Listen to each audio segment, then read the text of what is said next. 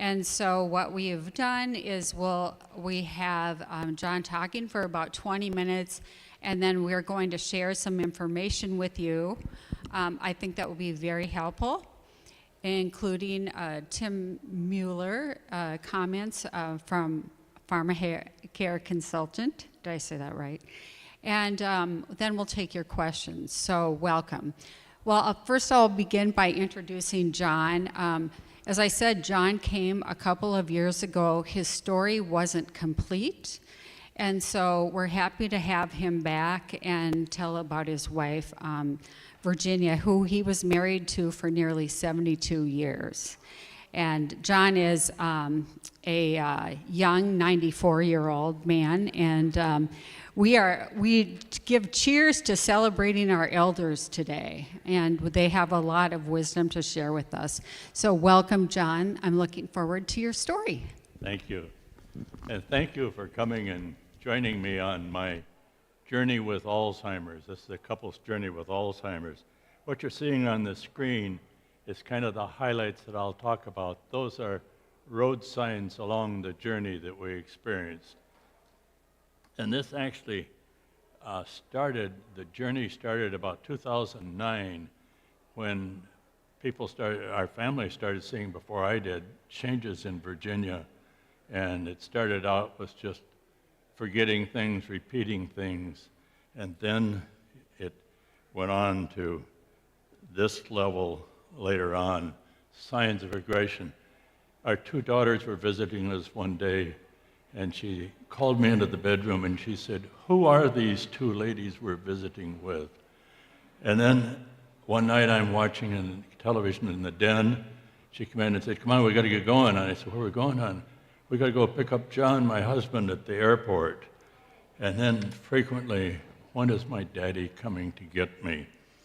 And then John Theodore we're having a family dinner one night. He got up to get a cup of coffee for himself, and she said, "Sir, could you bring me a cup of coffee?" That was her firstborn that she didn't know. And then at another gathering one time, she said, "That young gal over there is going to show me where the bathroom is." That one young gal was her beloved granddaughter, Kelly. And so early on, our family physician suggested that we see a neurologist. The first thing that he did was ordered a brain scan. And as you can see, Virginia's sitting there with a cap on, something like Esther Williams, and those little silver dots are actually electronic probes. And the diagnosis, there was a disconnect that the neurologist saw, and the diagnosis was instantly Alzheimer's. And I had read a lot about Alzheimer's. I knew what the likely outcome was, that within 3 to 5 years that I would lose the love of my life.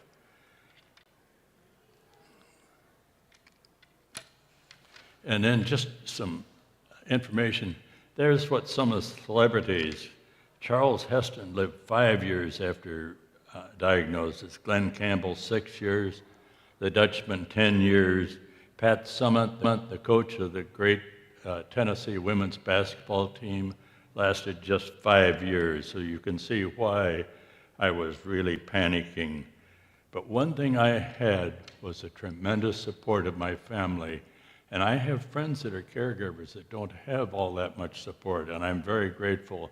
My 3 sons, my 2 daughters, and my daughter-in-law. And I can tell you, Chris Sweeney, so most of you know, came to me one time early on, put her arm on my shoulder and said, "Remember, Dad, you're not in this alone." And I'll tell you, that meant a lot to me. And that's kind of the progress we went through. And then I'm finally realizing not only am I going to lose the love of my life, but my life savings, our life savings, are kind of like sitting in front of a steamroller of Alzheimer's expenses that are just going to riddle our life savings. Respite care, several $100s a month for respite care when we had that. And costly medication. I'll tell you, it wasn't like buying a bottle of Bayer aspirin. It really was very costly medication, but then the ultimate is the memory care facility when she finally had to go in there. Then there's a full frontal assault on your life savings. So about that time, we thought we should probably dust off our long-term care policy. And I didn't like what I was reading because that required her to be cared for in a licensed nursing home. I wanted, when the time come, I wanted my beloved to be cared for in a special memory care facility where the staff is trained in memory and dementia care. And I started corresponding with Transamerica, and here's the answer I got back. In the second paragraph, must be confinements to a facility which satisfies the policy's definition of a nursing home. So the road was closed by Transamerica. But being an Irishman, I didn't want to take no for an answer, so I started making noises. I wrote to the newspapers, I wrote for the television stations, hoping somebody would want to pick up on this story and publicize it, how they were refusing to pay. And I made so much noise that in 2015, the commissioner, the Minnesota Commerce Commissioner, invited me and a number of other people to a hearing in St. Paul. And this problem with long-term care insurance is so great that he's invited 11 other commissioners from 11 other states. And you'll see my name there. My testimony was very simple. Because of financial reasons, I may be forced to put her in a nursing home, which they couldn't avoid paying anyhow, so why not pay for the best care? Well, it was there right above my name. You'll see a name there of Mary Frances Price, who was an attorney, a colleague of an attorney that had done some work for us. She came to me and she said, I have a lawsuit going against Transamerica now. If you would like me to, all you'd have to do is pay me for my letter writing. And so and she negotiated a settlement, got a letter from the president of Transamerica Life Insurance in about 2015 or 16, approving Cherrywood Point, a memory care facility specifically for alternative care. Slam dunk now, right? When we finally, 3 years later, file a claim? No. We had bought this insurance in Arizona when we were on vacation in the wintertime, so have Arizona laws, and so Mary Price started appealing to Transamerica. Well, that president's gone, so they didn't remember anything. They absolutely refused to pay again. So she filed a complaint. In the meantime, John wrote several letters, and I think one time you said, are you waiting for the patient to die or for we to give up? I said they still didn't respond. And so Mary Price found out about this statute, in the Arizona, that if you look at the second line, it says, may not provide coverage for skilled nursing care only. And so that's fine, but we waited weeks, and we didn't hear anything, and probably our complaint was laying in the C pile, you know what that is, on an administrator's desk, and we were ready to launch a litigation on a Monday. On a Friday, I get a call from Transamerica that they had approved full nursing home benefits. My guess is they got their hands slapped. And there seemed to be some urgency to that, so they probably had a reporting requirement back. And so the pump started priming. The pump was primed, we started getting some money. And then anxieties increased. She's afraid her mother would be worried. She was afraid about her grandmother that she lived with when we got married. She wanted to call them. That's a little difficult to do when they died in the 40s. And so I suggested an email. So I created an email account for Tud and Genevieve Verdick, her parents, and a Gmail account, and Virginia and I would sit down and write a note to her parents. A couple, 3 days later, we'd get a nice email back from them, and that solved the problem. So that, then the next major issue we had, was I was in the practice of telling her when she'd want to call her parents, I'd say, well, don't you remember, honey, we don't have living parents at this age, and there's two ladies, great authorities, were my counsel on that. Laurie LeBay of Alzheimer's speaks, an internationally known expert on Alzheimer's, and Carolyn Claver of Lingblomston, who heads their daycare centers. Both of them are well known as authorities on Alzheimer's. They said to me, don't do that, because it might cause her to go into mourning thinking it recently happened. They said, get in the moment with her. Tell her things that make her comfortable, even if you have to make up a story. And I got to tell you that it was a little uncomfortable being deceptive to the love of your life, but if anyone can do it, an Irishman can. And so the next thing, which is common, is what's called the super affectionate phase. Oh my, I loved it. I mean, Virginia was just kissing me and hugging me all the while, and that is fairly common in Alzheimer's. I know a number of cases like that, but the only problem is a little bit embarrassing when you're in the public. And so Roseville is very proactive in Alzheimer's education. They have a number of programs at City Hall and the library, and we were invited to be on a panel in the library during this phase.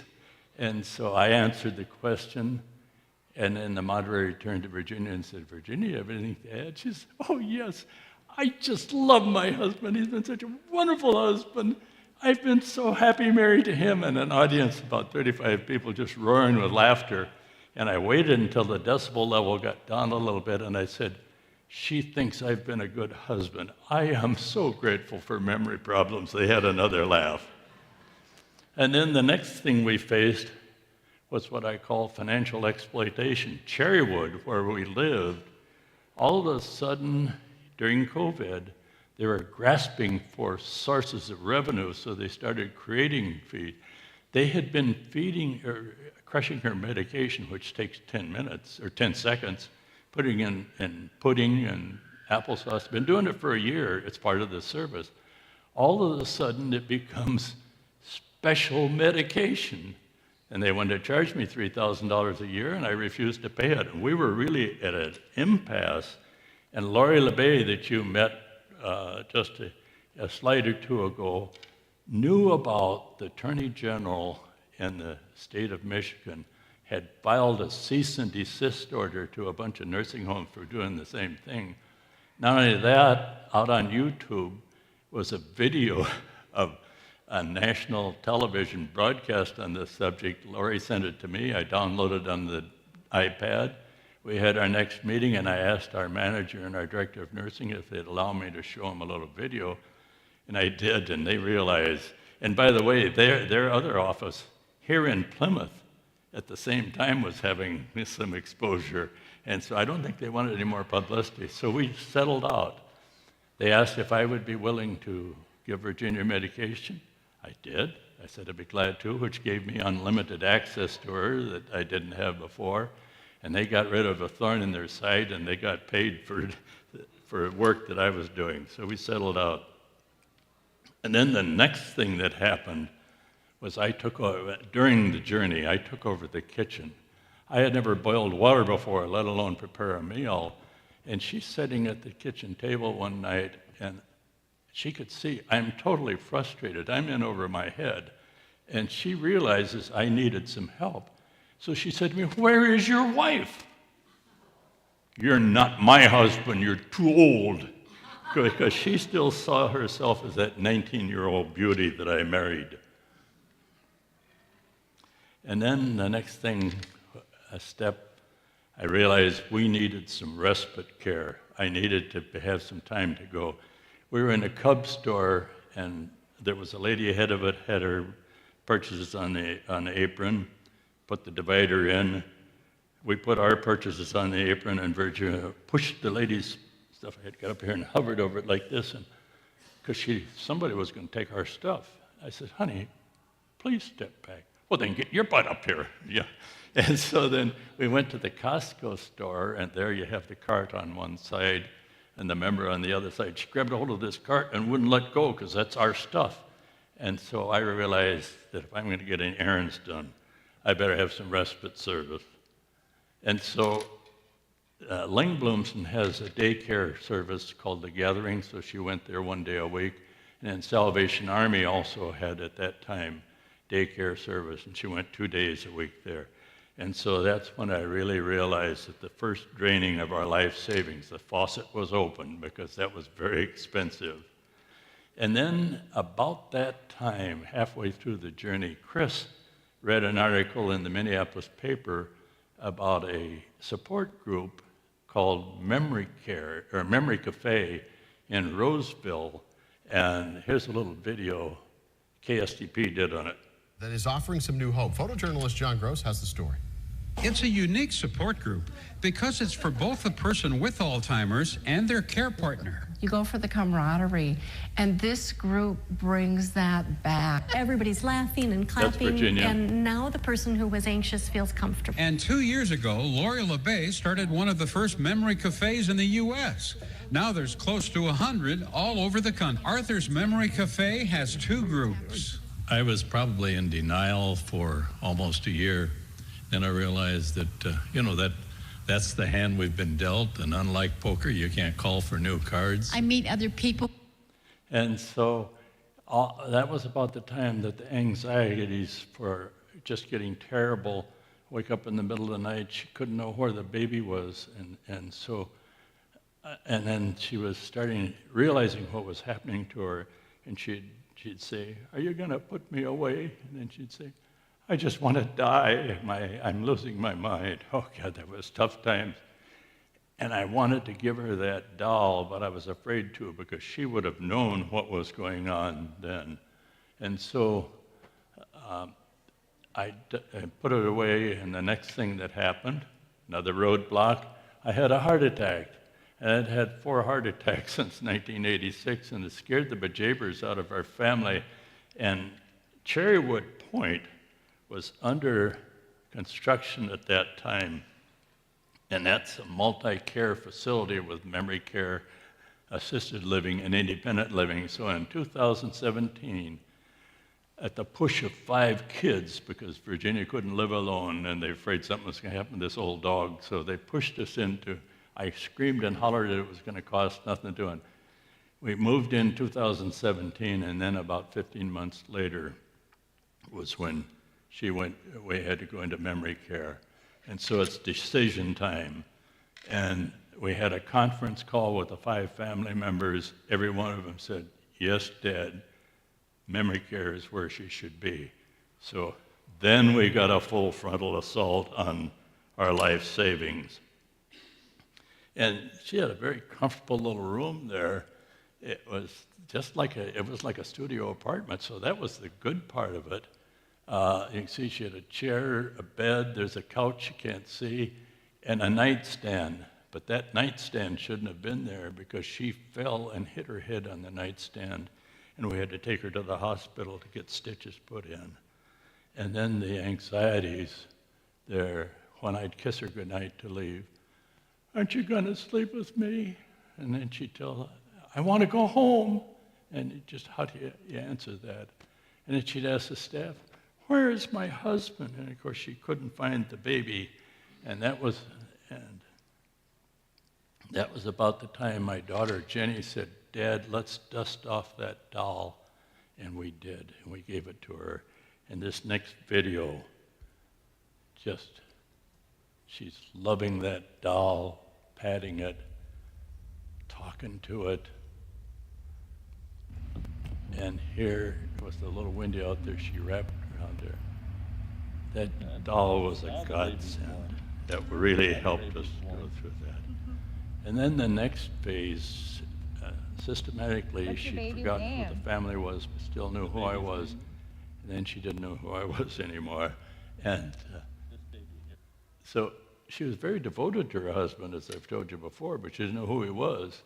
And I walked in one night, and she was holding hands with old Tom. He was sitting there grinning. I don't blame him. I would have too. And I said, honey, I'm your husband. And I walked up to her and I tried to convince her I'm her husband. She said, no. She leans up to old Tom. She says, this is John, my husband. We've been married a long time. So you have to be kind of comfortable in your own skin and realize it's disease, not your loved one. So I snapped a picture and sent it. 2 smart remarks from my oldest daughter said, well, Dad, no wonder she's confused. He had a green jacket on. He probably thought he was a John Deere dealer like you were. And then John Theodore Sweeney, that you know, said, well, Dad, no wonder she was confused. He's an old bald dude just like you. And so the next thing, of course, was she couldn't, let me back up one. She couldn't, I got backed up too. I got too anxious there. I was watching her on an iPad, which I had in her room, and I could see they brought the food in, and she just didn't know what to do with it. And I realized the next thing that I started feeding her. And of course, this happened to be during COVID when I started. You can see I'm masked up there. And so for 2 years, I fed her 3 times a day. And the family got a little nervous about it. They were afraid of what was going to happen to this old dog, you know, and they were pushing me to go to the next level of care. I said, I don't want to do that. There's 2 reasons. One is $1,800 to $4,000 a month more than what we're paying now. The second reason, when I was feeding her, didn't happen often, didn't last long. There are moments of complete clarity that I didn't want to miss. As recent as 6 months before she passed, she hadn't said a full sentence for 2 years. All of a sudden, I'm feeding her, she looks me in the eye and she says, we love each other, don't we? Oh, man. And so this kind of summarizes what we've been talking about. The picture on the left was taken in 1957. The same people on the right. My daughter lives in Toronto. She was home for her mother's 90th birthday. They have exchanged roles. And I think we have a little video of Melanie there. She was about to leave for the airport, knowing full well she probably would never see her mother alive again. You'll see the tears in her eyes, and then she reaches up to kiss her mother. She turned to me.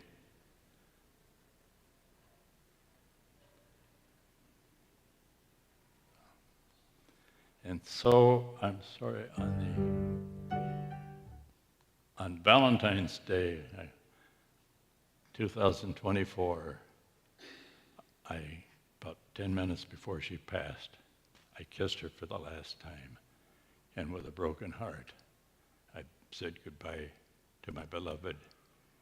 10 days later, at her memorial service, her friends and family said goodbye to her. And that brings us to the end of the journey and the end of our story. I guess I lost that last paragraph, but thank you for letting me share my story with you.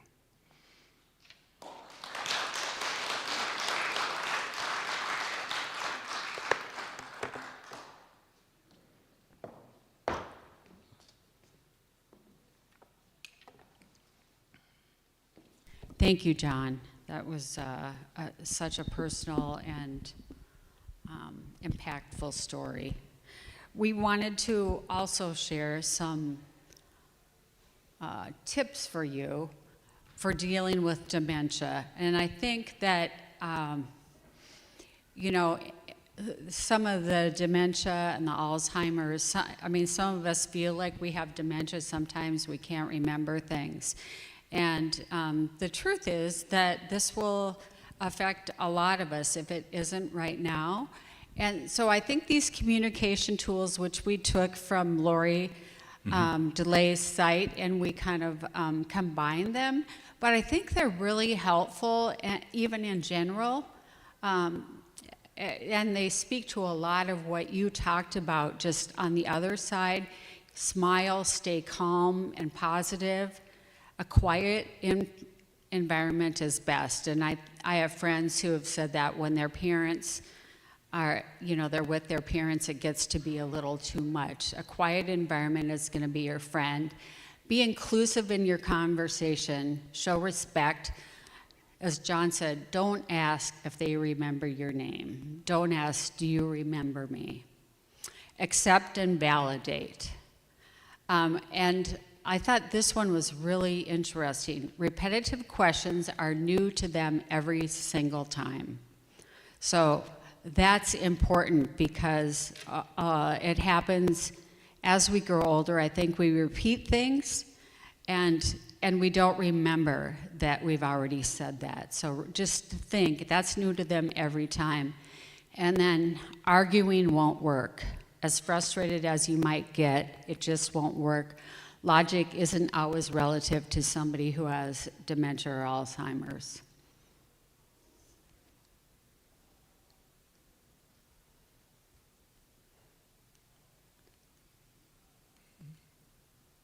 Well, the last one is really tips for caregivers, and that slide deals with be good to yourself. Remember, it's about the disease, it's not about you. And find joy in every circumstance. You always find what you look for. So, I think those are helpful. We've got, through Jean Tempero and Marlis Jensen, we have resources outside on the table that just a wide array from care facilities to memory cafes in our area, and you'll find a few of them to choose from, and also information about care facilities. So I wanted to talk with Tim Mueller, and then we will take questions. Morning, everybody. My name is Tim Mueller. I have been a pharmacist for almost 50 years now. My license is still active. My father died about 10 years ago of Alzheimer's, and John's story is quite common. About 24 years ago, I spent a 2-year sabbatical at the Mayo Clinic School of Medicine and going over Alzheimer's and other diseases, and then I became a Alzheimer's consultant for a lot of nursing homes and hospitals, including the Wellstead of Rogers, the Legacy of St. Michael, and Presbyterian Homes in Spring Park outside of Mount. So I met with nurses, I met with doctors, I met with families, and I'm still doing that. I meet, there are some families in this congregation that I am meeting with, or I text with, and I answer their questions for them. And I've been doing that for 20 plus years. And it's always been kind of a passion of mine. And and John's story is quite common. Even today, there aren't as many medications as you want. About 2 years ago, Trinitarians came to me and said, Tim, could you put together some programs for us? We need a program. So right away, Alzheimer's was my first choice. And so I put together, with the help of my wife, we put together a presentation on Alzheimer's that we presented. A lot of you sat in on that, including Pastor Ann, and it was well received. This year they came again, and I said, we'll do an update on that, and we'll do, I did osteoarthritis versus rheumatoid arthritis.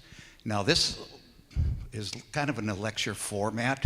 I will show you how tau works versus amyloid plaque. What causes this? The differences between dementia and Alzheimer's disease. Dementia is not a disease. It's accumulation of forgetfulness. And so we did that, and right now my slides are being used by Mora, Mount Olivet group out of, called Rolling Hills, and they go out, a group of doctors are using our slides to go out and show people that do work and stuff, so with other groups. So anyway, Jerry, I can do Jerry's already approached me. I will do, sorry, my back's a little sore. We'll do a shift, I think, in January. We were talking, and I'll show you. This all started when Ronald Reagan was president, and he was president up until '89. He had full-blown Alzheimer's when the last few months that he was in office. Nothing happened until Barbara Bush and Reagan's daughter took over and got the ball rolling on Alzheimer's.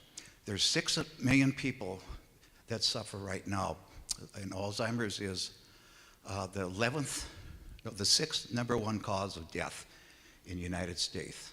So it's growing too. The numbers are getting bigger and bigger. So John's story is when I meet with people in the nursing home, the nurses, I go over their drugs, go meet with the doctors. John's story that he tells is very, very common, believe me. And he did an excellent job of that, I might say. And all those things that you see on the board are, 4 of them are from Mayo Clinic's guidance that they do.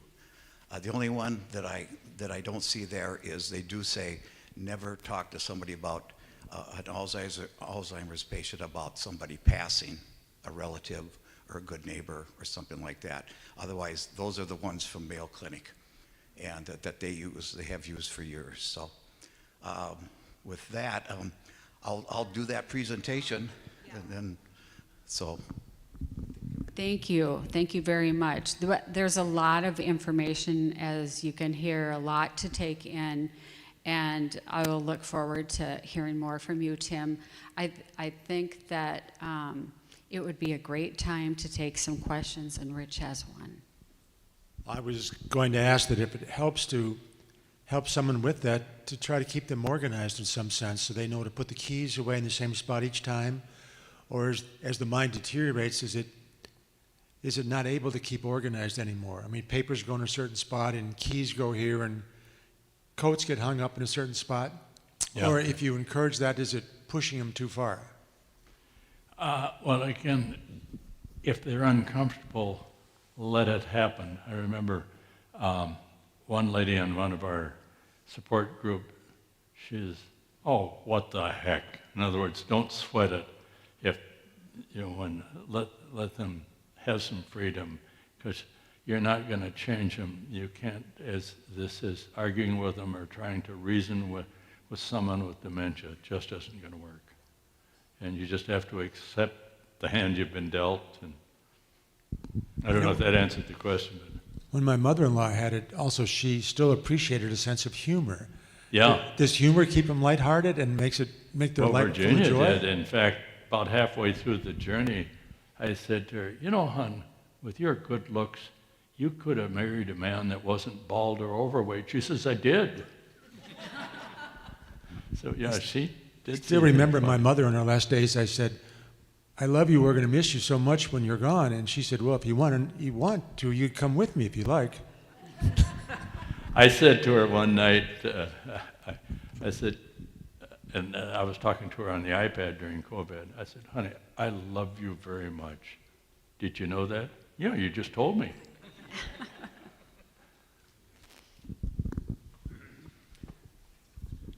I know my nursing is really outdated, but I didn't realize that Alzheimer's could be diagnosed. Now, your wife was having an EEG done? It used to be, it was a brain scan. Or even a scan. Yeah. It would be a CT or an MRI. That's what And that will be diagnostic?